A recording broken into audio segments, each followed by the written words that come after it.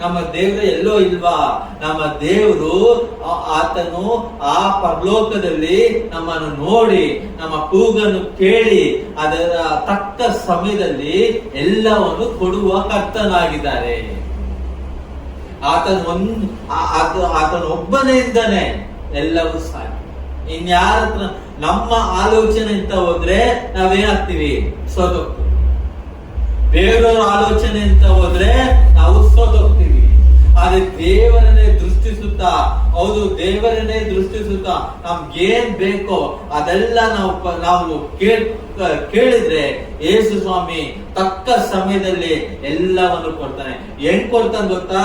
ನಾವು ಕೇಳೋದಿಷ್ಟು, ಅಲ್ಲಿ ದೇವ್ರು ಯೇಸು ಸ್ವಾಮಿ ಕೊಡೋದಿಷ್ಟು. 100ರಷ್ಟು, 200ರಷ್ಟು, 500ರಷ್ಟು, 1000ರಷ್ಟು ಕೊಡುವ ದೇವರು ಆಗಿದ್ದಾರೆ. ಇವತ್ತು ನಮ್ಗೆ ಕೆಲಸ ವಿಚಾರದಲ್ಲಿ ಇರ್ಬೋದು, ಕುಟುಂಬ ವಿಚಾರದಲ್ಲಿ ಇರ್ಬೋದು, ಮಕ್ಕಳು ವಿಚಾರದಲ್ಲಿ ಇರ್ಬೋದು, ಚಿಂತೆ ಮಾಡಬೇಡಿ. ನೀವು ದೇವರ ಸಮ್ಮುಖದಲ್ಲಿರಿ.